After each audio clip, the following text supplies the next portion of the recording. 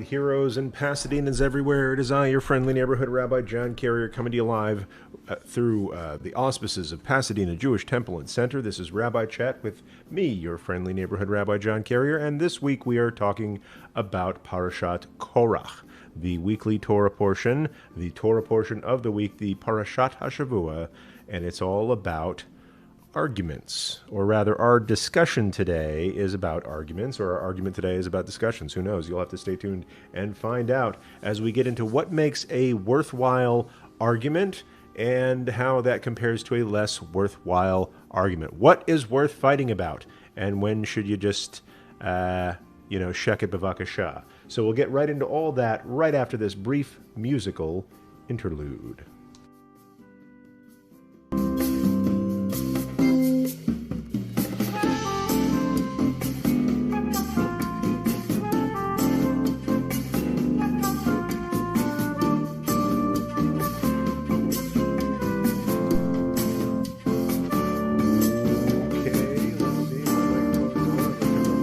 Turn the music down.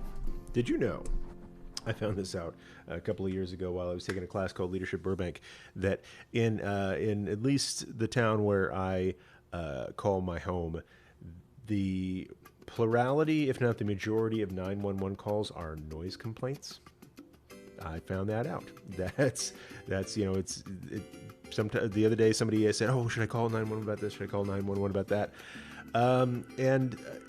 If you can call like a less urgent helpline, because I know that the police are busy and the fire people are busy and the EMTs are busy, and probably, I don't know if noise complaints always rise to that level. If you're just like annoyed at your neighbor's dog, especially if your neighbor is me, that might not be the best use of first responder resources.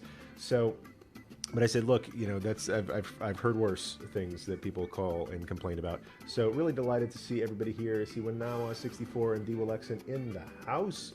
Let's check the multi-chat and see who else is here. It looks like it's just us chickens. So glad if you're watching us. I know we started a little bit late. We had our cleaning service came in recently for the first time in a while, and it took them a while. And I like to think we're rather hygienic carriers, but they needed some cleaning, and our cleaning services have been taking a pause for a little while, and it's very nice that they're back in business, and especially nice for us that they're back in business. I've been doing okay. I've been mopping. I know how to mop, and certainly we need a little more attention now that we have a fur child in our home. It's good to see Kay Dixie coming in from Washington. That sounds so odd, she says. But your home is your home, and we're glad you have a home with us. Wherever we are, you are at home. So glad to have you here, Kay Dixie. And in just a second, we're going to talk about the Torah portion of the week, which is Parashat Korach. It is in Sefer Bamidbar, or the Book of Numbers. And as I've been learning and sharing my learning recently, I really am beginning to see the Book of Numbers, or Sefer Bamidbar, as a meditation on fear and how people deal with fear. And that's fear of a variety of things. And sometimes it's fear of scarcity. There's not enough water. There's not enough food. Sometimes it's fear of obstacles, fear of the unknown.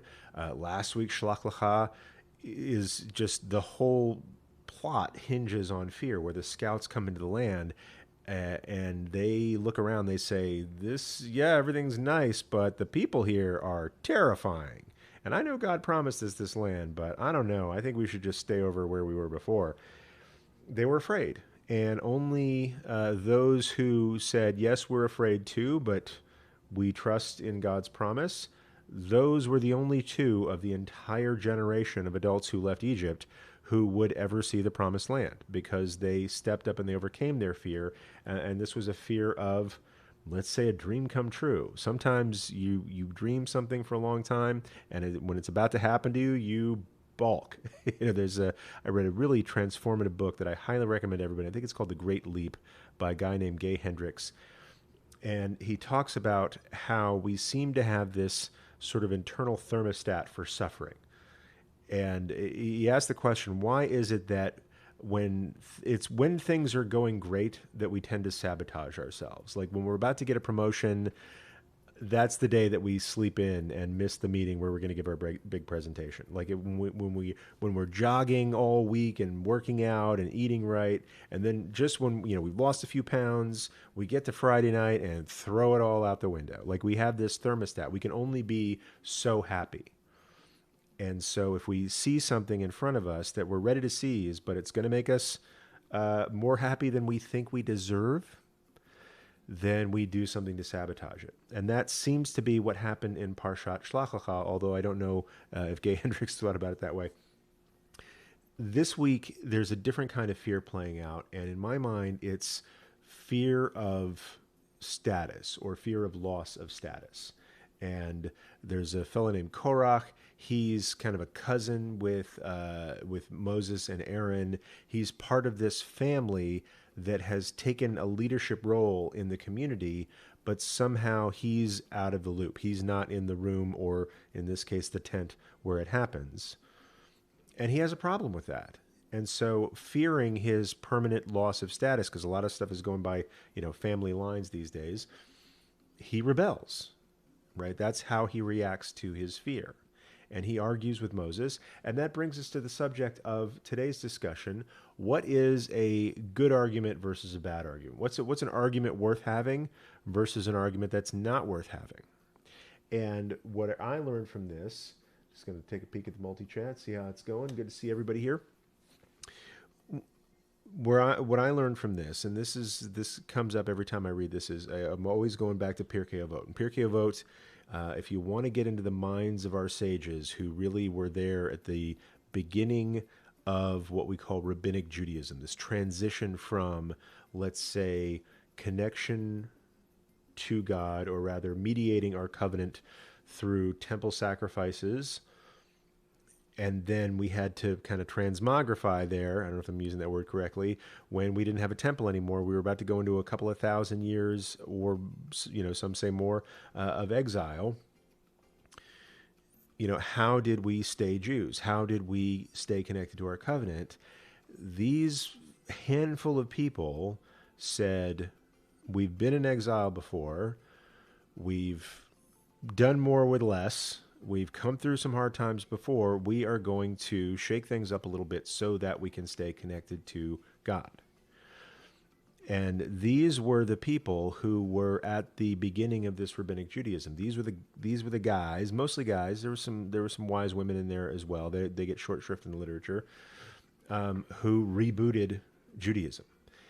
And they crafted the Mishnah, or rather they recorded many centuries of oral tradition into the Mishnah, and Avot was kind of the back pages of that. They took all of their oral tradition, they divided up into sections of law that made sense. Here's how you light Shabbos candles. Here's how you keep kosher. Here's how you do this and that. Here's the right time to pray. Here's the right words to say. And then there was some stuff that really didn't fit into any neat categories, but it was just wise sayings of our ancestors, or some might say, passages of the ancestors, or Pirkei Avot, sometimes called the ethics of the fathers. But I like sayings of our ancestors. And so in Pirkei Avot, in chapter 5, it addresses this question directly. What is a worthwhile argument? Or rather, what is an argument that endures? And what is an argument that doesn't endure? And you may say, man, I wish no argument would endure. I wish everything would be resolved peacefully. I wish we wouldn't argue about anything. But here's the thing. We're human, and we do. We argue about stuff all the time. So the question is, what's an argument worth having? When should you let things go? And when should you keep in conversation? And the answer is, they say, there are arguments that endure. There are arguments that don't endure. And they say, what's an argument that doesn't endure? What argument doesn't have lasting value? And they say, an argument like that of Korach when he rebelled against Moses and Aaron. That's an argument that, A, never should have happened in the first place, and B, if it did, we should have just forgotten about it in the moment. That's an argument not worth having. And P.S. it does not end well for Korach. No spoilers. Read this week's Torah portion. So they said on the flip side, okay, if that's not a worthwhile argument, and we've established that there are arguments worth having, what is an argument that's worth having? And they say an argument worth having is what we call a machloket l'shem shamayim, a dispute or an argument for the sake of heaven. So to give an example, they say, okay, what's an argument that's what is an argument for the sake of heaven? What is an argument that's worth having? And they say the arguments that are for the sake of heaven are like those arguments of Hillel and Shammai and their respective academies, right? And these were dudes who would fight viciously about every little thing in the Torah. Every area of Jewish law, they seemed to come to loggerheads. And it was a little bit hard, a little bit salty for Shammai, because Shammai seemed to lose all of those arguments when it came to what became codified as Jewish law, except for a couple of different areas. One about Sukkot, and I forget the rest. But for the most part, Hillel won these arguments, but they didn't stop arguing. And they would argue about the smallest thing. What's the right way to light Hanukkah candles? Well, Shammai comes out first and says, of course, because the oil diminished over time, this oil that we're commemorating, you should light 8 candles and then 7 and then 6 and so on. And Hillel came out and said, I disagree. I think we should light 1 candle on the first night, 2 candles on the second night, 3, and so on, and have the light going up. Because Ma'alim b'kodesh ve'moridim, as he says in Hebrew, I don't think he spoke English. I don't think anybody spoke English back then. He says we should always increase in holiness and never decrease. You know, sometimes a lateral move is okay, but but avoid the backsliding if you can. And for the most part, the law went according to Hillel, but that didn't stop them from having debates, and even their students generations after them from having debates. But what was pointed out about Hillel and Shammai, my favorite example is they would, let's say, when they were in the study hall, they would argue vociferously about what's the right way to do a wedding, right? What does a Jewish wedding look like? Who can get married and who can't get married? You know, there's rules about, let's say, priests and widows and things like that. There was like certain couples that weren't sanctioned by Jewish tradition. So they would argue about who could get married and how they could get married. But, 5 o'clock comes along, they punch out of the study hall, and the children of Shammai would intermarry with the children of Hillel, or the children of the students of Shammai would marry the children of the students of Hillel. And so this is what's thought of as an argument for the sake of heaven. And the difference is that Korach was arguing for his own power, his own ego. Korach was arguing to win. But Hillel and Shammai weren't arguing about Shammai's the best or Hillel's the best. They were arguing about what does God really want from us. And reasonable people can disagree about that. There's lots of religions that prove my point. So the idea is that if you are arguing for a greater purpose versus if you are arguing to satisfy your own ego and win the argument, that greater purpose argument, that is an argument that endures in a couple of different ways. One, we're never going to stop arguing about it, right? If it's for a higher purpose like that, there's always going to be differing opinions, but that's okay as long as everybody is fighting for a common goal versus arguing just so that you can prove you are the smartest, the strongest, the person with the right pedigree, what have you. That's not worthwhile. And it sort of brings me back to one of the books that I wish I would have read as a rabbinical student, but didn't. And you're going to laugh because I resisted reading this book for a long time, even though it was recommended to me, just because the title. This was Dale Carnegie's "How to Win Friends and Influence People," right? Because it sounded like being manipulative and like for salespeople, not for rabbis so much. But if there's one book that I think all rabbinical students should read outside of their normal course of studies, it is this book for the for the simple reason, for the one bit of wisdom that I gained from this, there's no such thing as winning an argument. That I wish I would have learned earlier in my rabbinic career. Sometimes I thought, okay, well, I'm arguing with, let's say, another rabbi or the lay leaders of my synagogue, and I know I'm right, right? And I've got 3,000 years of Jewish law behind me, right? But that's not the way it's done at that synagogue. And I could back up all, I could have all the data in the backup that I want. But if I'm just there to prove my point, to win the argument versus, let's say, what's the right way to be a holy community? You know, like I might see it this way, they might see it that way. But as long as we have a common goal of building a holy community, we're going to move toward the right position versus I'm the rabbi and what I say goes, and I've got all this data behind me, and this has been our synagogue for decades, if not a century, just before you got here, bud. There's no coming together on that score. And the last thing I want to say about this is that when you are arguing for the sake of heaven, you should be willing to engage in what's called an infinite game. I think that's the term in game theory. There's finite games and there's infinite games. An infinite game is baseball, or excuse me, a finite game is baseball. Baseball has rules and it has winners and losers, and people agree on the rules ahead of time. They play for 9 innings or whatever it is. Maybe it goes into overtime. I'm not a doctor, but there's rules that decides at the end of the game win, lose, or tie, and then it's over. An infinite game would be catch, right? If you're just out playing catch with your daughter or your son, or in my case lately, my very smart doggo, thank you, hey Callie, how you doing?